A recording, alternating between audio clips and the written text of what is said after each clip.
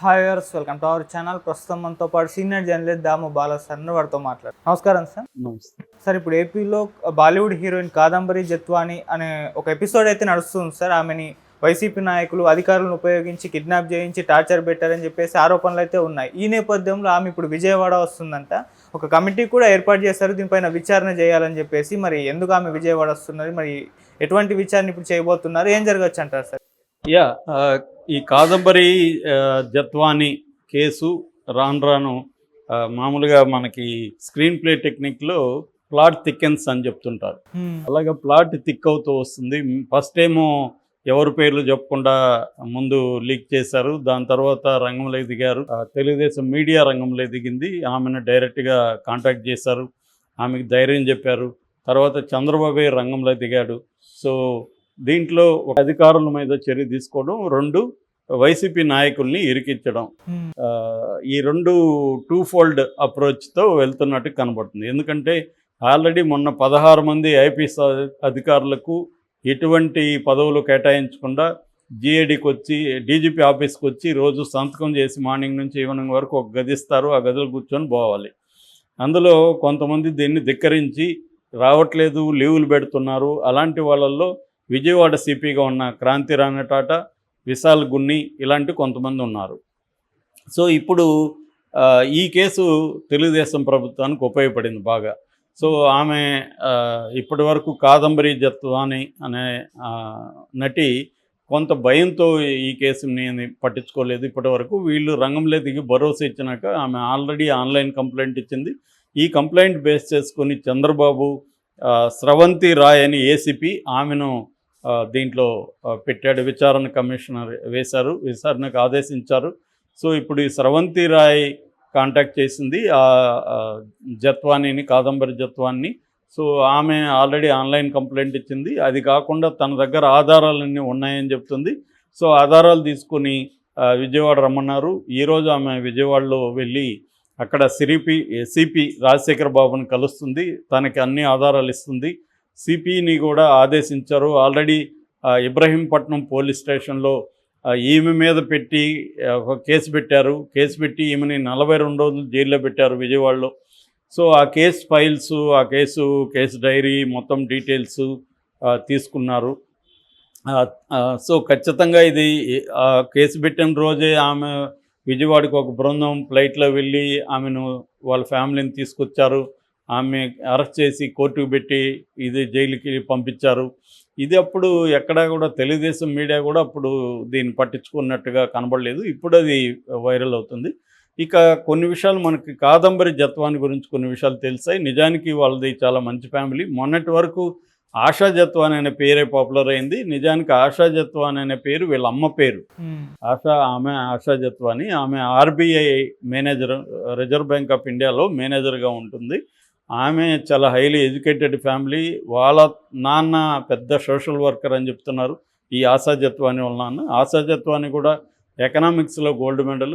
అట్లాగే వీళ్ళ నాన్న నరేంద్ర కుమార్, ఈ కాదంబరి జత్వాని వాళ్ళ నాన్న నరేంద్ర కుమార్, అతను మర్చెంట్ నేవీలో ఆఫీసర్గా ఉన్నాడు. సో వీళ్ళది యాక్చువల్గా గుజరాతీ సింధీ ఫ్యామిలీ, అహ్మదాబాద్ వీళ్ళ నేటివ్. బట్ ఈమె ఆశా జత్వానికి ముంబై ట్రాన్స్ఫర్ అవ్వడంతో ఆర్బీఐకి, సో వీళ్ళ ఫ్యామిలీ ఆర్బీఐ ఇక్కడ ముంబైకి షిఫ్ట్ అయింది. దాని తర్వాత ఈఎంఐ బ్యాక్గ్రౌండ్కి వచ్చేసరికి కూడా ఈఎంఐ హైలీ చాలా ఎలీట్ స్కూల్స్, కాలేజెస్లో చదివింది. మౌంట్ కార్మెల్ హై స్కూల్లో చదివింది. దాని తర్వాత బిఏ విశారదన్ 7 years చదివింది. ఎంబీబీఎస్ పాస్ అయింది. ఆ తర్వాత భరతనాట్యం, మార్షల్ ఆర్ట్స్ వచ్చు. ఇలాగా ఈ అమ్మాయి కూడా బాగా చదువుకున్న అమ్మాయి. అనుకోకుండా ఒక డైరెక్టర్ పరిచయం అవ్వడం, దాంతో ఆ అమ్మాయి ఫస్ట్ సర్దార్ అడ్డా అనే ఒక సినిమాలో, హిందీ సినిమాలో యాక్ట్ చేసింది. దాని తర్వాత ఔజా అనే కన్నడ సినిమాలో చేసింది. తెలుగులో ఆట అనే సినిమాలో చేసింది. మలయాళంలో ఐ లవ్ మీ అనే సినిమా చేసింది. పంజాబ్లో ఒక సినిమా చేసింది. అలాగా తను ఆల్ ఇండియా వైడ్ కూడా కొన్ని సినిమాలు చేసింది. దాని తర్వాత సీరియల్స్ అవి చేస్తుంది. సో ఆ అమ్మాయి కూడా హైలీ ఎడ్యుకేటెడ్, డాక్టర్ చదివింది, ఎంబీబీఎస్. సో కాబట్టి వీళ్ళ ఫ్యామిలీని కొంత చదువుకున్న ఫ్యామిలీ, డీసెంట్ గుజరాతీ ఫ్యామిలీ అని చెప్తున్నారు. సో మరి ఈ అమ్మాయికి ఈ జేఎస్డబ్ల్యూ చైర్మన్ సజ్జన్ జిందాల్ ఈ సజ్జన్ జిందాల్కి ఎలా పరిచయం అయిందనేది ఇంకా బయటికి రావాల్సింది. అవన్నీ కూడా ఇంకా బయటికి రాలేదు. సో మామూలుగా అయితే ఏం జరిగిందంటే సజ్జన్ జిందాల్కి ఈ అమ్మాయికి ఏదో సంబంధం నడిచిందా, లేకపోతే అతను ఈ అమ్మాయిని టార్చర్ చేశాడో తెలీదు. ఈ అమ్మాయి అతని మీద మాత్రం కేసు పెట్టింది. బాంద్రా కుర్లా కాంప్లెక్స్ పోలీస్ స్టేషన్లో సజ్జన్ జిందాల్ మీద కేసు పెట్టింది. అది అత్యాచారం, తర్వాత తనని బెదిరిస్తున్నాడని ఇలా రకరకాల సెక్షన్ల కింద కేసు పెట్టింది. దాంతో సజ్జన్ జిందాల్ రంగంలోకి దిగి మరి జగన్కి సజ్జన్ జిందాల్కి ఏం రిలేషన్ అనేది మనకి తెలియదు. ఇంకా ఈ కేసులో చాలా విషయాలు బయటికి రావాలి. సో సజ్జన్ జిందాల్ జగన్ అడిగాడని, జగన్ సజ్జన్ జిందాల్కి హెల్ప్ చేయడం కోసం రంగంలో ఎదిగాడని. మేబీ సజ్జన్ జిందాల్ ఏంటంటే నేను చెప్పాను, అతనిది పెద్ద కాంగ్లోమరేట్ సంస్థ, కంపెనీలు 55,000 మంది అతని దగ్గర పనిచేస్తున్నారు. స్టీలు, సిమెంటు, తర్వాత పెయింటింగ్ రంగము, ఇన్ఫ్రాస్ట్రక్చరు, రియాలిటీ రంగము, ఇలాగ అనేక రంగాల్లో అది విస్తరించింది. సౌత్ ఆఫ్రికా, తర్వాత కొరియా, అమెరికా, ఇలాగ అనేక దేశాల్లో కూడా అది విస్తరించిన వ్యాపారం. చాలా పెద్ద వ్యాపార సంస్థ. ఈ సజ్జన్ జిందాల్కి కూడా 64 ఏళ్ళు. మరి ఆయనతో మరి ఈమెకి ఎలాంటి ఇదే ఉందనేది మనకు తెలియదు. ఏదేమైనా వీళ్ళిద్దరి మధ్య ఏదో ఉంది, గొడవ అయింది, కేసు పెట్టారు. దాంతో సజ్జన్ జిందాల్ జగన్ కలిశాడు. జగన్ ఏం చేశాడంటే ఇక్కడ కుక్కల నాగేశ్వరరావు అని ఇంతకుముందు మాజీ విజయవాడ జడ్పీ చైర్మన్, ఆయన్ను అడిగినట్టుగా సజ్జలకు అప్పగించాడు. సజ్జల ఈ నాగేశ్వరరావుని కాంటాక్ట్ చేస్తే నాగేశ్వరరావు కొడుకు కుక్కల విద్యాసాగర్, తను అనేక వ్యాపారాలు ఉన్నాయి, వ్యాపారాల మీద అనేక నగరాలు తిరుగుతుంటాడు, తనకి పోర్టుకు సంబంధించిన వ్యాపారాలు కూడా ఉన్నాయి. అలాగా ఈ జత్వానీ వాళ్ళ ఫాదర్ ఆయన నరేంద్ర కుమార్తో కూడా ఆయనకి ఏమైనా పరిచయాలు ఉండొచ్చు, ఎందుకంటే తను కూడా నేవీలో ఆఫీసర్గా ఉన్నాడు. సో ఏదేమైనా ఆయన వ్యాపార సంబంధాల్లో నుంచి ఈ అమ్మాయి పరిచయం అయింది. సో ఆయన ద్వారా వీళ్ళు ఏం చేశారంటే ఈ అమ్మాయి మీద 5 లక్షల చీట్ చేసిందని కేసు పెట్టారు. సో ఈ చీటింగ్ కేసు పెట్టారు. దాంతో ఇమీడియట్గా పోలీసులు వెళ్ళి అక్కడి నుంచి తీసుకొచ్చారు. నిన్న మన రఘురామకృష్ణరాజు ఈ మధ్య సైలెంట్గా ఉన్నాడు, మళ్ళీ ఈ సందర్భంగా ఆయన వీడియో ముందుకు వచ్చాడు. వచ్చి ఆయన చెప్తున్నది ఏంటంటే ఈ వాళ్ళు నన్ను ఎలాగైతే పోలీసులు డీల్ చేశారో అలాగే ఈమెను కూడా వాళ్ళు పిలిపించి వాళ్ళని చిత్రహింసలు పెట్టి చేశారు.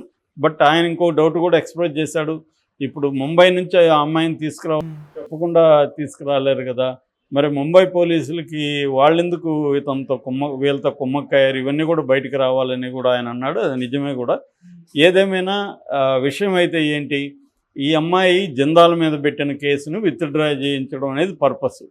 సో అది నెరవేరింది. ఎందుకంటే ఈ అమ్మాయిని వాళ్ళ ఫ్యామిలీని తీసుకొచ్చి బెదిరించి 42 రోజులు జైల్లో పెట్టి వాళ్ళని ప్రెజర్ చేయడంతో వాళ్ళు ఒప్పుకున్నారు. దాని తర్వాత ఈ అమ్మాయి ముంబైలో పెట్టిన జిందాల్ మీద పెట్టిన కేసుని సైలెంట్గా ఉండిపోయింది. వాళ్ళు మేము ఎన్నిసార్లు పిలిచినా రాలేదు కాబట్టి మేము క్లోజర్ పిటిషన్ వేస్తున్నాం అని బాంద్రా కుర్లా పోలీస్ స్టేషన్ వాళ్ళు కోర్టులో క్లోజర్ పిటిషన్ వేశారు. వీళ్ళు కూడా కంటెస్ట్ చేయలేదు. దాంతో సైలెంట్ అయిపోయింది. సో జిందాల్ మీద కేసు అనేది పోయింది. ఇది జరిగిందనేది ఇప్పటి వరకు మనకు అందుతున్న సమాచారం. వైసీపీ నుంచి లేకపోతే ఈ కుక్కల విద్యాసాగర్ నుంచి ఇంతవరకు ఎటువంటి కౌంటర్ ఇన్ఫర్మేషన్ మనకి లేదు. ఇది వన్ సైడ్ ఇన్ఫర్మేషన్. దీంట్లో ఎంత నిజం ఉంది, దీంట్లో నిజంగా వీళ్ళు చేశారా, ఈ క్రాంతి రానటాన వీళ్ళు చేశారా, ఖచ్చితంగా చేస్తుండే అవకాశం ఉంది. ఎందుకంటే చేయరనేది ఏమీ లేదు. కాకపోతే ఇక్కడ నిన్న కూడా కొన్ని డౌట్లు ఎక్స్ప్రెస్ చేశాను. ఇప్పుడు ఇంకా చూస్తే వీళ్ళది పెద్ద ఫ్యామిలీనే. వీళ్ళ అంటే ఇటు నేవీలో ఆఫీసరు, ఆర్బీఐ మేనేజరు, ఈ స్థాయి ఫ్యామిలీ అంటే వాళ్ళకి సంబంధాలు కూడా బాగానే ఉంటుంది కదా. మరి వాళ్ళెందుకు దీన్ని ఎదుర్కోలేకపోయారు, మీడియా ముందుకు ఎందుకు రాలేకపోయారు? మేబీ వాళ్ళ రీజన్స్ ఏంటి? బీజేపీలోనే నేషనల్ పెద్ద లెవెల్లో ఆయన పట్టుకోగలడు, ఆయన ముంబైలో డీల్ చేసుకోలేక జగన్కి ఎందుకు దీన్ని అప్పగించాడు అనేది అదొక డౌటు.